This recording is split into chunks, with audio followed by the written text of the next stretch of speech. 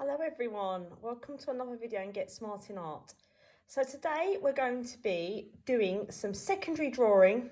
I'm just showing you now some examples of some secondary studies that I've done, both of which have been from my own photographs. But today I'm going to be sketching this Fringilla bird because it's the next task in which I have to do for my project. So I just want to show you very quickly before I start the drawing technique and the process, how doing a drawing like this, how you can then evolve it into something more as a final outcome. So this here is a drawing that I did of a flamingo. I have a thing about flamingos, as you can probably tell. So this is a study that I did using coloured pencils,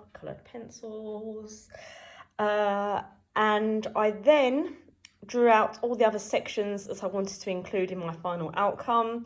I'll just show you what it looks like so you have an idea. So this is a final outcome. So you can see the flamingo here. You can see in this piece that I have roses, a moth, butterflies, eggs, and a painted background. This is actually a canvas print. So what I did, and I'm going to do a separate video on this, but what I did was after I'd drawn out all the, the roses, the butterflies, the moths, the eggs separately, like this. So examples of what you can do. So what I tend to do is draw everything just on plain pieces of paper. Everything's, we're using a cream at the moment, but I have used different colours as well. I'm going to do a separate video on that. Once you draw everything, this is just the way that I work. Separately, I then scan them into the computer and using Photoshop, I then produce a range of compositions. So this is a digitally composed, that's the key word here, piece from my own hand-drawn drawings. This is not digital art. There has been some digital manipulation, like I said, in the composing section, but actually it's all been derived from the starting point has been from secondary, sometimes secondary observational drawing and sometimes secondary drawing from a photograph, as in a photo that I have not taken myself. So I just wanted to give you a bit of an insight to hopefully inspire you. This is another example of a digitally composed piece, but everything has been hand drawn. So this is a subject of what I'm drawing today, the Fringilla bird, if I'm pronouncing that correct. This is a bird that's common in Cyprus. So my theme at the moment, I'll just quickly explain to you because I don't think I have. I'm producing a body of work, which is then going to be in the form of a series of stamp designs based on the seasons of Cyprus. So this is my subject that I'm drawing today. This is my task. This is the work that I have produced to date. So I've simply just started out with drawing. So flamingo again, painted lady butterfly, almond blossom, which I did a video talking about using your photography and then producing artwork from it there. The wild artichoke thistle, and that's it for now, for this project. So today I'm going to be drawing this, and I'm now going to show you some simple drawing techniques and sketching. Let's just get back into the frame. Sorry, putty rubber here, and the H pencil, because I'm just going to be sketching to begin with. Make sure it's sharpened, and let's begin. So I'm looking at what I'm drawing from more than my paper. This is just the sketching section phase right now. So I'm taking the head as a simple shape. Lots of loose, light lines needed. Try not to go into that very fine detail to begin with. We're just mapping out. Mapping out is the word that I use with my students. Mapping out. You're just mapping where everything is going to be. Just come further down here. And that bit there. Because it's all about proportion. It's all about... Now, some people measure from the head. How many heads fit into the body. I do that more with figure studies, which I haven't done for a long time, but if I was to draw the figure, that's how I would work. I just find that drawing animals, this is better. So I'm just looking now, looking more at the image that I'm drawing from, the photograph that I'm drawing from.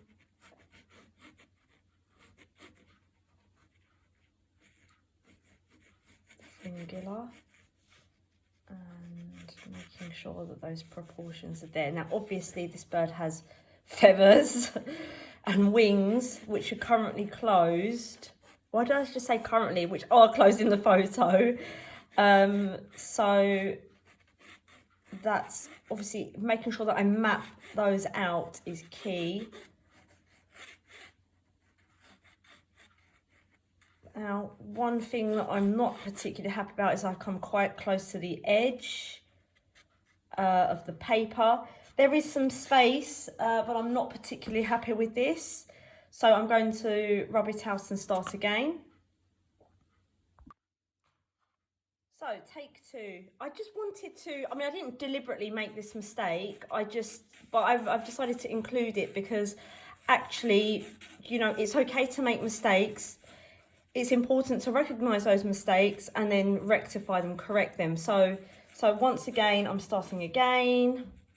Maybe I should have used the heads into the body for proportion, but I've just chosen not to work that way with animals. I don't know why, I just not see, but that's a method. So that method is measuring the head with the pencil and then seeing how many heads fit into the body. That's a good way of gaining proportion. Okay, so I'm going again. I've moved over more to the right this time so that I have more space because I do want a little bit of a gap.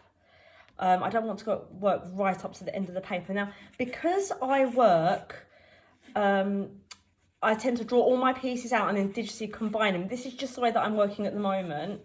I'm just working on plain pieces of paper. So when you're doing your small little sketches, when you're showing your recording, so the AO3, this might not be, it probably be okay to do this. And if you're, when I say probably, this does depend on your teacher and the way in which they would like you to present their work. But I would also get my students to work this way because they would then take their pieces, either cut them up using as in getting rid of lots of space around that paper. So when it comes to presenting their work onto the board, they have all those pieces and they can arrange and think about presentation in a more, with more care and more time. But again, I'm going to do another video on that, presenting your work.